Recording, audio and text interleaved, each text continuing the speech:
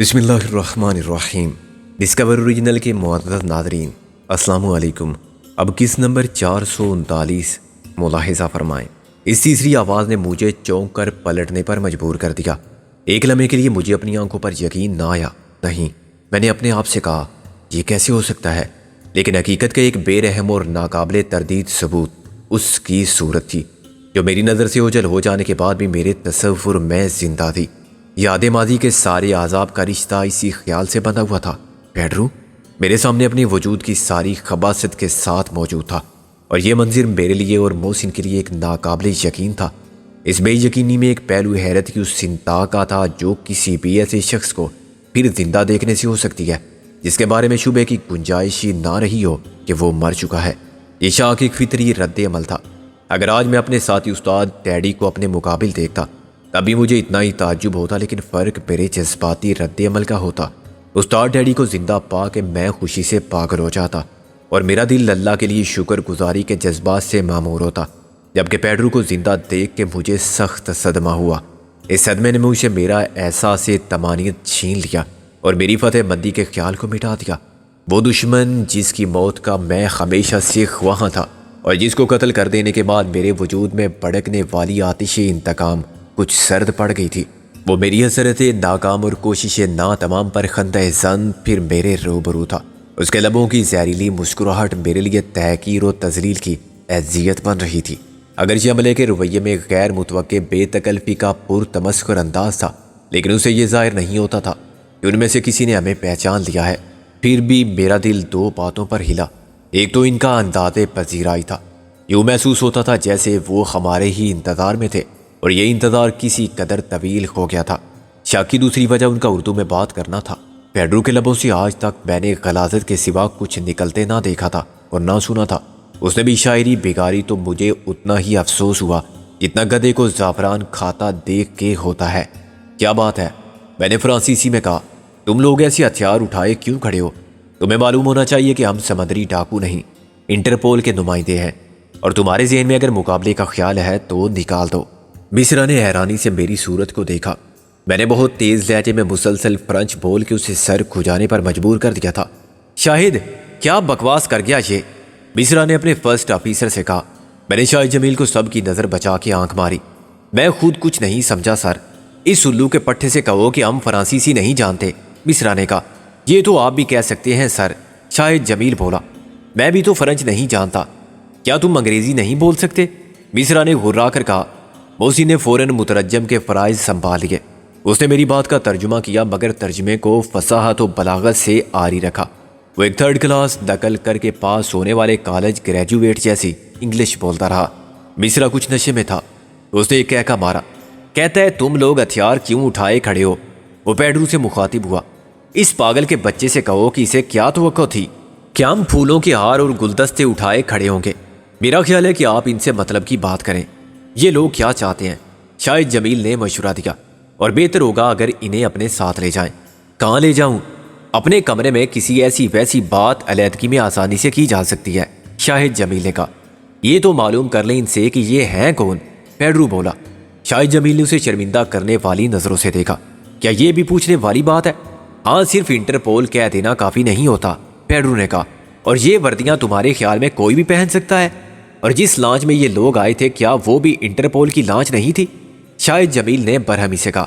شاہد جمیل بہت خوبصورتی سے ہمارا دفاع کر رہا تھا اور ہمیں ناخوشگوار صورتحال سے بچانے کی کوشش میں مصروف تھا۔ اس کے پیش نظر 2 مقاصد تھے۔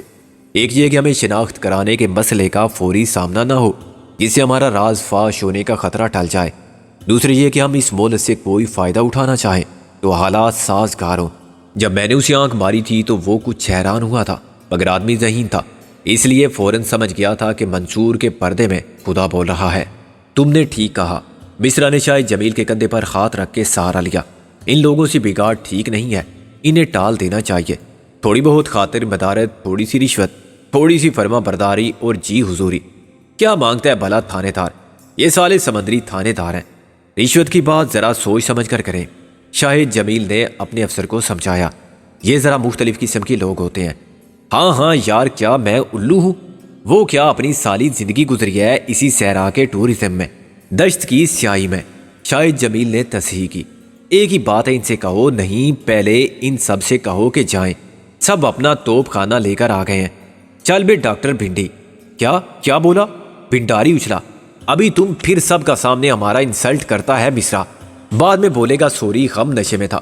نشے میں تو ہے نا یار، شاہد جمیل نے اس کی طرف پلٹ کے آہستہ سے کہا۔ جب تم جانتے ہو خواہ مخواہ شور کرنے سے فائدہ، میں کہتا ہوں ان کے کاغذات اور شناختی کارڈ دیکھ لو پہلے، پیڈرو نے اصرار کیا۔ شٹ اپ، یہ حکم دینے والے تم کون ہو؟ اس جہاز کا کپتان میں ہوں۔ مصرا نے اپنے سینے پر ہاتھ مارا۔ تم بھی دفع ہو جاؤ، اور آئندہ جب تک میں نہ کہوں میرے سامنے ریوالور مت نکالنا، تم جو بھی ہو۔ تمہیں معلوم ہے اچھی طرح کہ میں کون ہوں؟ پیڈرو غرایا۔ ہاں معلوم ہے، اس لیے تو کہہ رہا ہوں کہ خود کو میرا باپ مت سمجھو، یا میں تمہارا باپ ہوں۔ مصرا نے دھاڑ کے کہا، میرے حکم کی خلاف ورزی کی تو کتے کی طرح ماروں گا اور سمندر میں پھینک دوں گا۔ صورتحال خطرناک حد تک کشیدہ ہو گئی تھی۔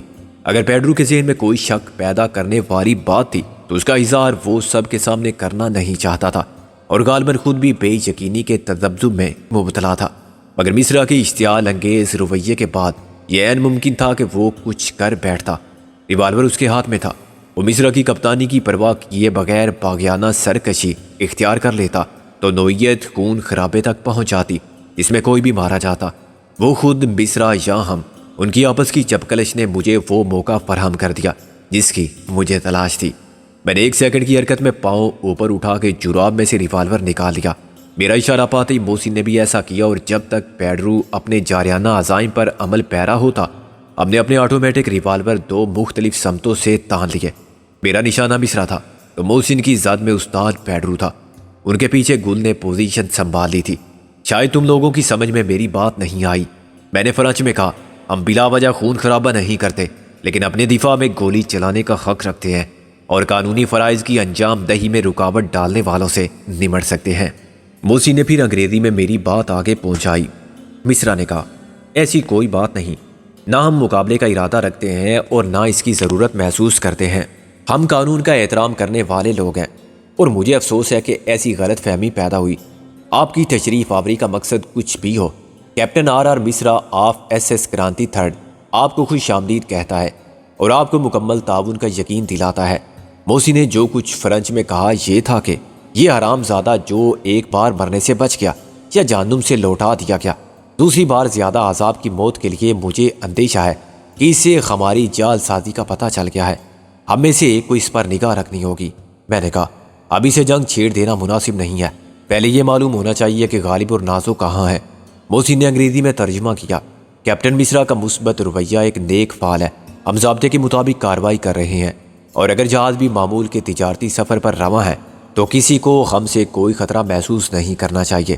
مصرا نے کہا، آپ لوگ میرے ساتھ آئیں، جو بات بھی ہوگی میرے کیبن میں ہو جائے گی۔ میں نے محسن کی معرفت جواب دیا، ہم بیٹھنے کے لیے نہیں آئے ہیں اور نہ ہمیں کسی مسئلے پر بات کرنی ہے۔ مصرا نے کہا، مہمانوں کے لیے ایک جام یا کافی کا 1 کپ پیش کرنا اگر رشوت شمار نہ ہو۔ میں نے کہا، ہم ایک نظر جہاز کو دیکھیں گے اور واپس جائیں گے۔ مصرا نے واپس جانے والی لانچ کی طرف دیکھا۔ واپس کیسے جائیں گے؟ محسن نے خود ہی جواب دیا، لانچ واپس آئے گی۔ پھر تو بہت وقت ہے۔ مصرا نے کہا، شاید تم اس شخص کو لے جاؤ میری نظر کے سامنے سے، اس کی استادی یہاں نہیں چلے گی، یہ کسی کا نمائندہ ہے مگر میرا افسر بنا کے نہیں بھیجا گیا ہے۔ میں ان لوگوں کے مفاد کے خلاف کوئی کام نہیں ہونے دوں گا جن کا میں نمائندہ ہوں۔ پیڈرو نے اسی سرکشی سے کہا، ان کے مفاد سے میرا مفاد بھی وابستہ ہے، لیکن میں اپنے جہاز پر مفادات کے تحفظ کی ذمہ داری کسی اور کو نہیں سونپ سکتا۔ نفع نقصان کے لیے جواب دہ میں ہوں۔ مصرا نے غصے میں چلاتے ہوئے کہا، مجھے کسی مشیر کی ضرورت نہیں ہے، اگر کوئی سور کا بچہ مجھ پر مسلط ہونے کی کوشش کرے گا تو آپ چلیں سر۔ شاید جمیل نے اسے سمجھاتے ہوئے نرمی سے کہا۔ پھر وہ پیڈرو سے مخاطب ہو گیا، تم اس جہاز کے عملے سے یہ توقع کبھی مت رکھنا کہ وہ مصرا کی جگہ تمہارا حکم ماننے پر تیار ہو جائیں گے، خواہ وہ کتنے ہی مجبور کیوں نہ ہوں۔ تم جہاز پر قبضہ کر لو تب بھی کپتان کی جگہ نہیں لے سکتے۔ طاقتور اپنی ہر بات منوا لیتا ہے شاہد، خوش فہمی ہے تمہاری۔ تم زیادہ سے زیادہ یہ کر سکتے تھے کہ مصرا کو مار دیتے، مجھے بھی مار دیتے، لیکن اس سے کیا فرق پڑتا؟ جہاز کے عملے کا آخری فرد بھی مر جاتا مگر تمہارے حکم کی تعمیل نہ کرتا، کیونکہ تم باہر کے آدمی ہو۔ ہمارے پاس ایک ضابطہ ہے کہ ایک نہ رہے تو اس کی جگہ لینے والا دوسرا کون ہوگا؟ تم اس فہرست کے آخری آدمی بھی نہیں ہو، اس لیے بھول جاؤ یہ بات کہ تم اپنی بدماشی یہاں بھی چلا سکتے ہو۔ مصرا اس کی بات سے خوش ہوا۔ بالکل ٹھیک کہا تم نے شاہد، میں بھی یہی سمجھا رہا تھا اس کو۔ اگر یہ باتوں سے نہ سمجھا تو لاتوں سے کام لیتا۔ کچھ بھوت ہوتے ہیں ایسے۔ پیڈرو نے ایک گالی دے کر ریوالور اٹھایا ہی تھا کہ شاہد نے اس کا ہاتھ تھام لیا۔ پاگل مت بنو، پیچھے سے گل نے روب دار آواز بنا کے کہا، ہاتھ اوپر اٹھا لو۔ گل کی آواز کا روب تو کیا قائم ہوتا، لیکن یہ وارننگ کام کر گئی۔ پیڈرو خاموشی سے واپس ہو گیا۔ بنڈاری پہلے ہی جا چکا تھا۔ ہم نے بھی ریوالور جیب میں ڈالے اور مصرا کے ساتھ چل پڑے۔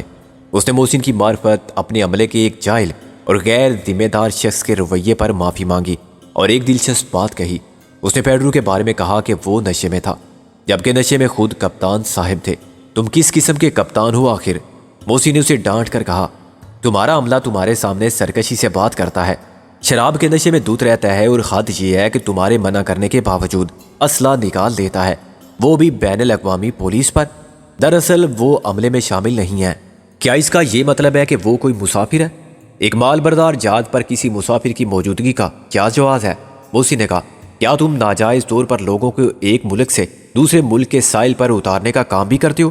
کتنا معاوضہ لیتے ہو ایک ایسے مسافر سے، اور اس علاقے کے کتنے لوگوں کو لے جا رہے ہو؟ مصرا گھبرا گیا۔ آپ ادھر آئیں، یہ ہے میرا کیبن، میں ابھی سب وضاحت کر دیتا ہوں۔ محسن نے میری طرف دیکھا اور فرانچ میں کہا، یہ سالہ پھنس گیا ایک بات کہہ کر۔ اب ہم مطالبہ کر سکتے ہیں کہ اس شخص کو پیش کیا جائے، اس کی سفری دستاویزات دکھائی جائیں، اور مزید ناجائز سفر کرنے والوں کا پتہ چلانے کے لیے ہم جہاز کی تلاشی بھی لے سکتے ہیں۔ میں نے یہ ظاہر کیا جیسے ساری بات کا علم مجھے اب ہوا ہے، چنانچہ میں نے زیادہ برہمی کا مظاہرہ کیا۔ یار مجھے غالب اور نازوں کی زیادہ فکر ہے، وہ دکھائی نہیں تھی ہے، میں نے گرج کر کہا۔ مصرا نے ایک بٹن دبا کے کسی کو طلب کیا اور پھر پوچھا کہ ہم کیا پسند کریں گے۔ ڈیٹ 69 سے بلیک ڈاگ تک سب دستیاب ہے، اس نے رازدارانہ انداز میں کہا۔ لانگ جان یا ووڈکا؟ گویا تم ایک انڈین شپ پر غیر ملکی شراب کی موجودگی کے جرم کا اعتراف بھی کر رہے ہو، محسن بولا۔ اسمگلنگ کا اور کیا سامان ہے؟ مصرا پریشان ہونے لگا۔ وہ تو میں اپنے طور پر مہمان نوازی کے لیے تھوڑی بہت رکھتا ہوں، اسمگلنگ کرنے والے پر لعنت، ہم ڈیوٹی پر ہوں تو پی نہیں سکتے۔ محسن نے رکھائی سے کہا، اوکے، کافی یا چائے لنچ سے پہلے؟ کچھ نہیں، محسن نے کہا۔ اس آدمی کو لاؤ، کون ہے وہ؟ وہ دراصل ایک تجارتی کمپنی کا نمائندہ ہے، ہم ان کا کچھ سامان لے جا رہے ہیں، مصرا نے کہا۔ کس قسم کا سامان؟ اس کی تفصیل تو ہوگی، اور جس کمپنی کا یہ بدتمیز بلکہ گنڈا نمائندہ ہے اس کا دھندا کیا ہے؟ اس بدماش کے پاس سفری دستاویزات ہیں یا نہیں؟ محسن نے ایک ہی سانس میں کہا، تمہارے ساتھ اس کے رویے نے مجھے اور ہم سب کو شکوک میں مبتلا کر دیا ہے۔ ایسا لگتا ہے کہ وہ مالک ہے جہاز کا اور تم اس کے معمولی ملازم جس کی کوئی عزت نہیں۔ مصرا اس ذلت کو پی گیا، وہ مجبور تھا ورنہ اتنی بے عزتی کبھی برداشت نہ کرتا۔ جب محسن اس سے بات کر رہا تھا تو میں سوچ رہا تھا کہ کپتان سے حقیقت کیسی اگلوائی جائے۔ میں معلوم کرنا چاہتا تھا کہ جس پیڈرو کو ہم اپنی دانست میں فائرنگ کر کے یہاں سے بہت دور سمندر میں غرق کر چکے تھے، وہ کس طرح بچ نکلا تھا اور پھر اس جہاز تک پہنچنے میں کیسے کامیاب ہوا تھا۔ میں نے یہ بات محسن سے کی تو اس نے بھی تسلیم کیا کہ یہ مسئلہ آسانی سے حل نہیں ہوگا، یعنی سیدھی انگلیوں سے گھی نکالنا مشکل ہوگا۔ مصرا سے براہ راست پوچھا گیا تو وہ صاف انکار کر دے گا اور شک میں بھی پڑ جائے گا کہ ہمیں پیڈرو کے بارے میں یہ سب کس نے بتایا۔ جہاں اس پر فائرنگ ہوئی تھی وہاں صرف 2 لانچیں تھیں، اور رینی شاید وہی تھے جو ان لانچوں پر موجود تھے۔ ایک لانچ واپس چلی گئی تھی اور دوسری میں ہم آئے تھے۔ خود پیڈرو جانتا تھا کہ ہم وہ نہیں ہیں جو نظر آتے ہیں۔ ہم نے اسی کے ساتھیوں کو مار کے یہ لانچ چھینی تھی، اور اسے معلوم تھا کہ اس وردی میں محسن اور سکندر تھے۔ پھر یہ بات اس نے مصرا کو کیوں نہیں بتائی تھی؟ محسن کا خیال تھا کہ وہ اپنے اس جرم کی پردہ پوشی پر مجبور تھا۔ وہ مصرا کو نہیں بتا سکتا تھا کہ اس نے اپنے ساتھیوں کی مدد سے انٹرپول کی لانچ پر قبضہ کر کے اور عملے کے افراد کو مار کے ایک بین الاقوامی نوعیت کے سنگین ترین جرم کا ارتکاب کیا تھا۔ یہ ہو سکتا تھا کہ اس معاملے سے آگاہ ہوتے ہی مصرا اسے خود پولیس کے حوالے کر دیتا۔ وہ غیر قانونی طور پر مال تجارت کو ادھر سے ادھر پہنچانے کے کاروبار میں ضرور ملوث تھا، لیکن اس کام میں وہ اکیلا نہیں تھا۔ اس سے ایسے سینکڑوں ہزاروں تھے جو بین الاقوامی طور پر اس سمندر میں غیر قانونی تجارت کے فروغ میں معاونت کے مجرم تھے۔ وہ کہہ سکتا تھا کہ اس کی حیثیت صرف ایک ملازم کی ہے، اور کمپنی میں اس جیسے ملازم خیر حکم بجا لانے پر مجبور ہوتے ہیں، لیکن اس نے ہمیشہ بین الاقوامی اصولوں اور اداروں کی حیثیت کو تسلیم کیا ہوگا، ورنہ وہ کسی بحری راستے پر سفر نہیں کر سکتا تھا۔ انٹرپول کی لانچ پر قبضہ کرنے اور عملے کے افراد کو قتل کرنے کا تو وہ سوچ بھی نہیں سکتا تھا۔ شاید کوئی بھی ایسی واردات کا تصور نہیں کر سکتا تھا جس کے بعد دنیا میں جائے پناہ کہیں بھی نہ رہے۔ خلاف قانون نقل و حرکت کرنے والے اور ناجائز دھندے کرنے والے مفاہمت کے عالمی اصولوں سے کام چلاتے ہیں یا پھر سیاسی بنیادوں پر راستے کھلے رکھتے ہیں۔ محسن کے دلائل اور خود میری عقل نے مجھے قائل کیا کہ پیڈرو مجبور تھا ورنہ ہمارا بانڈا پھوڑ دیتا۔ اسے اپنے جرم کے افشاں ہونے کا ڈر تھا۔ وہ ہمارے بارے میں ایک لفظ بھی کہتا تو ہم اس کے پورے گروہ کی قتل و غارت کری کی روتاز سنا دیتے اور مصر ہمارے ساتھ جو کرتا سو کرتا۔ پیڈرو کو گرفتار کر لیتا اور وہ مزاحمت کرتا تو اسے گولی بھی مار دیتا۔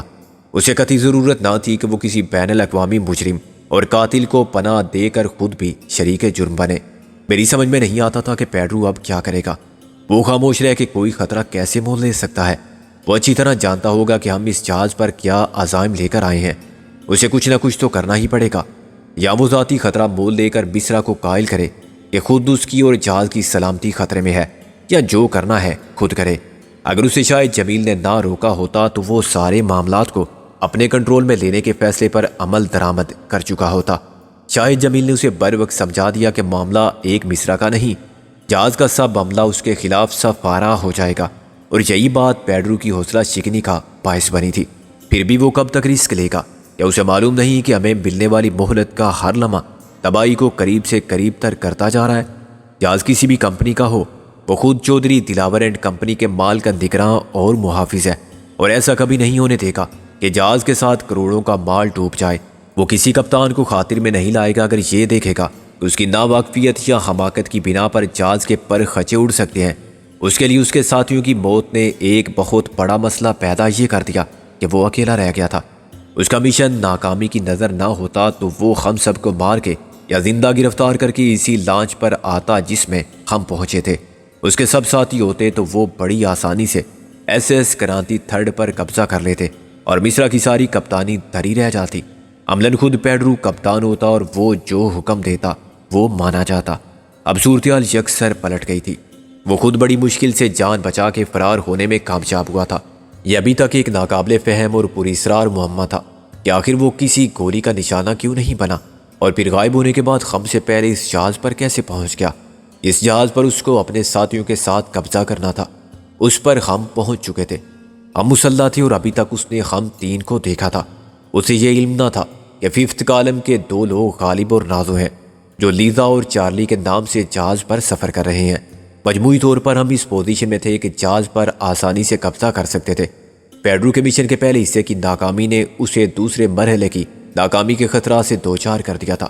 ممکنہ جہاز پر خیریت کے ساتھ پہنچ جانے کے بعد اس نے مصرع سے کپتانی کا چارج لینے کا ارادہ ترک کر دیا ہو اور بمبئی تک وہ کچھ نہ کرنا چاہتا ہو، مگر ہم اس کے تعاقب میں فرشتے اجل کی طرح پہنچ گئے تھے۔ اب اکیلا ہونے کے باوجود اس جیسے عیار اور خطرناک مجرم کے لیے اس مشکل کا کوئی حل تلاش کرنا ناممکن نہیں تھا۔ اس کا شیطانی ذہن یقیناً کسی منصوبے پر عمل پیرا ہوگا، یہ احساس مجھے فکر مند کر رہا تھا۔ جب کافی آ گئی تو میں نے محسن سے کہا، وقت ضائع مت کر، مجھے اس حرام زادے کی طرف سے تشویش ہو رہی ہے۔ میرا ارادہ کافی پینے کا نہیں ہے۔ محسن بولا، اس میں زہر ملانا بہت آسان ہوگا، کافی کے تلخ ذائقے میں پتہ بھی نہیں چلے گا۔ پھر تو بیٹھا کیوں ہے؟ میں نے کہا، میں ویٹ اینڈ سی یعنی انتظار کرو اور دیکھو کہ معقولے پر عمل کر رہا ہوں۔ شکاری کو نفسیاتی اور اعصابی جنگ کا ماہر بھی ہونا چاہیے۔ یہ ایک دلچسپ مقابلہ ہے جس میں تین فریق ہیں، صرف ایک فریق کا اصلی چہرہ سامنے ہے اور وہ نہیں جانتا کہ اس کی نظروں کے سامنے دو خطرناک شکاری کس قسم کا کھیل کھیل رہے ہیں، جو ایک دوسرے سے بھی واقف ہے اور ایک دوسرے کے خونی عزائم کو بھی جانتے ہیں، مگر ابھی اپنی اپنی مجبوریوں کے باعث کھل کر سامنے آنے سے گریز کر رہے ہیں۔ لیکن ایسا کھیل چل نہیں سکتا۔ میں نے کہا، اس سے پہلے کہ وہ کچھ کر گزرے ہمیں اس مہلت سے فائدہ اٹھا لینا چاہیے۔ مصرع نے کافی بنا کے گل کی طرف بڑھائی۔ وہ گل کو خاصی دلچسپی سے دیکھ رہا تھا اور گل اپنے دفاع میں محتاط تھی، لیکن اس کے باوجود وہ گفتگو سمجھنے سے قاصر تھی جو ہم فرانچ میں کر رہے تھے۔ اس نے کافی کمک لینے کے لیے ہاتھ بڑھایا اور پھر میری طرف دیکھا۔ میری نظر کا مطلب بہت واضح تھا۔ اس نے ہاتھ کھینچ لیا۔ کیا بات ہے، تمہیں کافی پسند نہیں؟ مصرع نے کہا، چائے؟ نہ کافی نہ چائے، میں نے صاف اردو میں کہا۔ یہ کھیل ختم سمجھو مصرع، اور اپنا ریوالور نکال لیا۔ مصرع کے ہاتھ سے مگ گر گیا۔ تم؟ اپنے لیے کافی بناؤ۔ میں نے کہا یہ سوال بعد میں کرنا کہ ہم کون ہیں اور کیا چاہتے ہیں۔ مصرا نے خود کو ہر سم سے محصور پایا اور بیک وقت 3 اصلی ریوالور دیکھے، ان کا رخ اس کے سینے یا سر کی جانب تھا۔ اس نے اچانک فرانس سے اردو پر آ جانے والوں کے چہروں کے جذبات بھی بدلتے دیکھے اور بہت جلد سمجھ لیا کہ پیڈرو ہم پر شک کرنے میں کس حد تک حق بجانب تھا۔ غلطی خود مصرا نے عقل سے کام نہ لے کر کی تھی۔ پیڈرو کی غلطی صرف یہ تھی کہ اس نے مصرا کو حقیقت حال سے بے خبر رکھا تھا اور جو فوراً بتا دینا ضروری تھا اسے مؤخر کر دیا تھا۔ تاہم دشمن ایسی غلطی نہ کرتا تو اس کے حریف یعنی ہم کیسے کہتے کہ ہمیں تائید غیبی ہمیشہ حاصل رہی ہے۔ تم نے سنا نہیں، کافی بناؤ اور پیو۔ میں نے کہا میں اکیلا پیوں؟ مصرا نے خوف پر قابو پا کے حیرانی سے کہا کیا تمہیں ڈر ہے کہ اس میں زہر ہوگا؟ یہ احتیاط ہم لازمی سمجھتے ہیں۔ میں نے کہا۔ مصرا ہنس پڑا، تم جو بھی ہو خبتی ہو، اور اپنے لیے کافی کا دوسرا مگ بنانے لگا۔ ویسے یہ چکر کیا ہے آخر؟ تم اگر بھارتی یا پاکستانی ہو اور انٹرپول میں ہو تو گویا پھر اپنے ہی بندے ہو۔ خواہ مخواہ فرانسیسی بولنے کا ڈرامہ کیوں رچا رہے تھے؟ بہت سے ڈرامے سمجھ میں نہیں آتے، مثلاً علامتی قسم کے ڈرامے۔ میں نے کہا اور اسے کافی پیتے دیکھتا رہا۔ اس میں ہر کردار نہیں ہوتا جو نظر آتا ہے، اور جو کچھ وہ کرتا ہے یا کہتا ہے اس کا اصل مطلب بھی کچھ اور ہوتا ہے۔ کافی میں زہر؟ حد ہو گئی۔ مصرا نے کہا یہ بھی کوئی جاسوسی ناول یا فلم ہے؟ مسٹر مصرا، استاد پیڈرو تمہارے جہاز پر کیسے پہنچا؟ میرے الفاظ پر ایک بار پھر اس کے ہاتھ سے مگ گر گیا۔ وہ زیادہ عمر کا آدمی تو نہیں تھا مگر شراب نے اس کے اعصاب کو تباہ کر دیا تھا۔ تم اسے جانتے ہو؟ مصرا کا چہرہ خوف سے پیلا پڑنے لگا۔ ہے بھگوان، کیا ہو گیا میری عقل کو؟ مجھے پہلے ہی سمجھ جانا چاہیے تھا۔ تمہیں دیکھ کر اس پر جنون کا دورہ کیوں پڑ گیا تھا؟ بہت دیر سے پہچانا تم نے؟ میں نے کہا اب میرے سوال کا جواب۔ وہ ایک لانچ پر پہنچا تھا۔ مصرا نے کہا لانچ برطانوی تھی اور سمندر میں ریسرچ کرنے والے 2 پاگل بڈھے اس پر سوار تھے۔ انہوں نے پیڈرو کو ڈوبنے سے بچایا تھا۔ اور پیڈرو نے تمہیں کیا بتایا تھا؟ میں نے کہا اس نے کہا تھا کہ جس لانچ میں وہ بمبئی جا رہا تھا وہ طے میں شگاف پڑ جانے کے بعد غرق ہو گئی تھی۔ اسے ہمارے ساتھ ہی جانا تھا مگر نہ جانے کیوں وہ کراچی سے روانگی کے وقت پہنچ نہیں سکا تھا۔ اس کا پیغام ملا تھا کہ وہ بمبئی میں ہمارا انتظار کرے گا۔ میں سمجھا تھا کہ وہ ہوائی جہاز سے نکل گیا۔ کیا لانچ پر وہ اکیلا تھا؟ میں نے پیڈرو کی کہانی سے دل میں لطف اندوز ہوتے ہوئے کہا نہیں، مگر اسے اپنے ساتھیوں کے بارے میں کچھ پتہ نہیں چلا کہ ڈوبے یا بچ گئے۔ وہ خود اس لیے بچ گیا تھا کہ اسے لائف جیکٹ پہننے کی مہلت مل گئی تھی۔ حادثے کے بعد وہ کتنی دیر تک تیرتا رہا تھا؟ تقریباً آدھے گھنٹے تک۔ پھر وہ برٹش لانچ آ گئی۔ وہ ادھر ہی جا رہے تھے۔ انہوں نے پیڈرو کو ہمارے جہاز پر پہنچا دیا۔ مصرا نے کہا پھر یکلخت اس نے خود کو سنبھالا۔ یہ کیا ہوا تھا؟ کیا ہوا تھا؟ میں نے کہا جہاز اور یہ لائٹس، کیا ہو رہا ہے یہ آخر؟ اس نے گھبرا کے کہا اور اپنا ہاتھ ایک سوئچ کی طرف بڑھایا۔ میں نے اس کا ہاتھ پکڑ لیا۔ جو کچھ ہو رہا ہے ٹھیک ہو رہا ہے۔ مجھے کیا، میرا خیال ہے کہ اف، کیا تم مجھے دوا لینے کی اجازت بھی نہیں دو گے؟ وہ چلایا یہ ہارٹ اٹیک ہے، دیکھو شپ کے ڈاکٹر کو بلاؤ۔ جملہ پورا ہونے سے پہلے وہ گر گیا۔ اس کا سانس رکنے لگا تھا مگر یہ ہارٹ اٹیک نہیں تھا، یہ زہر ملی ہوئی کافی کا اثر تھا۔ مصرا کا آخری وقت آ گیا تھا۔ گل اسے دہشت سے دیکھ رہی تھی اور شاید یہ سوچ رہی تھی کہ میں اسے کافی لینے سے نہ روکتا یا ہم سب کافی پی لیتے تو یہ منظر کتنا مختلف ہوتا۔ تم بچ گئے، میں بے وقوف مارا گیا، میری تم سے کوئی دشمنی نہیں تھی۔ پھر کیا سوچ کے تم نے اس جنگ میں قدم رکھا تھا مصرا؟ جنگ میں دشمن کا ساتھی بھی دشمن سمجھا جاتا ہے اور مارے بھی وہ جاتے ہیں جو کسی کے ساتھی نہیں ہوتے۔ مصرا میری ایک خواہش ہے۔ اس نے منہ سے جاگ اگلتے ہوئے بڑی مشکل سے سر اٹھایا۔ میں کوئی وعدہ نہیں کر سکتا۔ میں نے کہا اس کو مت چھوڑنا۔ مصرا نے پیڈرو کے لیے گالی استعمال کی۔ یہ اسی نے کیا۔ میں نے نفی میں سر ہلایا۔ آدمی خود اپنی قبر کھوتا ہے مگر الزام ہمیشہ دنیا کو دیتا ہے یا تقدیر کو دیتا ہے۔ تم نے لالچ میں یہ راستہ اختیار کیا، بہت پیسہ ملا ہوگا تم کو، لیکن اس وقت وہ پیسہ تمہاری جان نہیں بچا سکتا۔ پیسہ دینے والے ہاتھ کبھی جان لے بھی سکتے ہیں، یہ تم نے نہیں سوچا ہوگا۔ وہ بلیک میلر، مجھے اس نے مجبور کر دیا۔ وہ اب سانس بھی مشکل سے لے رہا تھا۔